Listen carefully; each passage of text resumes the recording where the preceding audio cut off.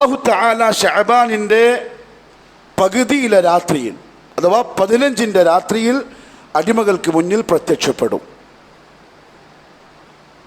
ഫയഗ്ഫിറു ലിജമീഇ ഖൽഖി, എന്നിട്ട് അവൻ അവൻ്റെ മുഴുവൻ അടിമകൾക്കും മഗ്ഫിറത്ത് കൊടുക്കും. അല്ലാഹുവിൻ്റെ ഇഷ്ടം. ചില മുഹദ്ദിസീങ്ങൾ ശറഹ് പറഞ്ഞപ്പോൾ പറഞ്ഞു അതിയ, ഹദിയ, ഒന്നും പ്രത്യേകിച്ച് ചെയ്യാനൊന്നുമില്ല.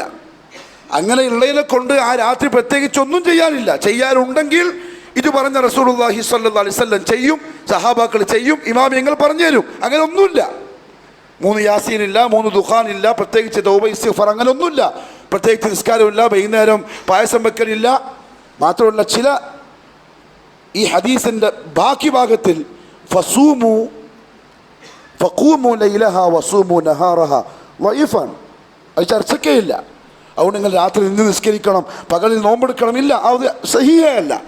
സഹീഹായത് ഈ ഭാഗം മാത്രമാണ്. 15-ന്റെ രാത്രിക്ക് ഈ പ്രത്യേകതയുണ്ട്. അതുകൊണ്ട് എന്ത് ചെയ്യണം? ഒന്നും ചെയ്യാനൊന്നുമില്ല. അള്ളാഹു മുവഹിദുകളായ മുഅ്മിനുകളായ അടിമകൾക്ക് ആ രാത്രിയിൽ മഗ്ഫിറത്ത് കൊടുക്കും. ഹദിയ, അള്ളാഹിൻ്റെ ഭാഗത്തു നിന്ന് റോഷാനം, അതിയ. അത് കിട്ടാൻ വേണ്ടി എന്തെങ്കിലും ചെയ്യണോ? ചെയ്യണം. 2 കാര്യം ശ്രദ്ധിക്കണം. ആ മഗ്ഫിറത്ത് കിട്ടാൻ 2 കാര്യം ശ്രദ്ധിക്കണം. ഒന്ന്, മുശ്രിക്കാവാതിരിക്കണം. കാരണം ഹദീസിൻ്റെ വാക്ക് ഇല്ലാ ലിമുശ്രിക്കിൻ, മുശ്രിക്കിനൊഴികെ. ശിർക്ക് ചെയ്തവനും ആ ഓഫർ അന്ന് രാത്രിയില്ല. കാരണം ശിർക്ക് നമുക്ക് അറിയാവുന്ന പോലെ അള്ളാഹു ഒരിക്കലും പൊറുക്കാത്ത മഹാപാപം എന്നല്ല, ഒരു മനുഷ്യനെ ഇസ്ലാമിൻ്റെ മില്ലത്തിൽ നിന്ന് പുറത്തിട്ട് കാഫിറാക്കുന്ന ഏറ്റവും വലിയ പാപം. ശിർക്ക് ചെയ്തവനെ മുസ്ലിമായി പോലും അള്ളാഹു പരിഗണിക്കുന്നില്ല. പിന്നെ എങ്ങനെ മഗ്ഫിറത്ത് കൊടുക്കാൻ? ഔ ലി മുഷാഹിൻ. 2ാമത് എന്ത് ശ്രദ്ധിക്കണം എന്നറിയോ?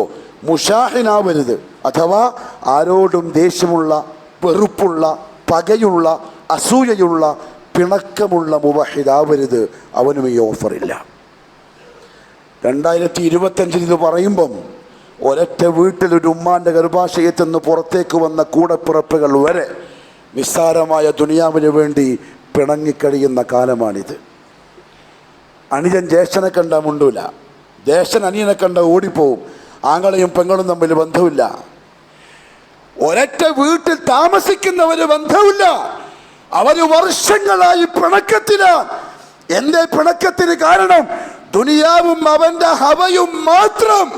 മുഹമ്മദ് സല്ലല്ലാഹു അലൈഹി വസല്ലം പറഞ്ഞു, അവൻ്റെ ഒരൊറ്റ നിസ്കാരം അവൻ്റെ തലയുടെ ഒരു ചാൺ മുകളിൽ പോകില്ല, 2 പേരും ഇണങ്ങുന്നത് വരെ. നമ്മൾ ദീനിന് വേണ്ടിയുള്ള പിണക്കം വേറെ, ദുനിയാവിന് വേണ്ടിയുള്ള പിണക്കം പ്രിയപ്പെട്ടവരെ നിസ്സാരമായി കാണണ്ട. അവൻ്റെ നിസ്കാരം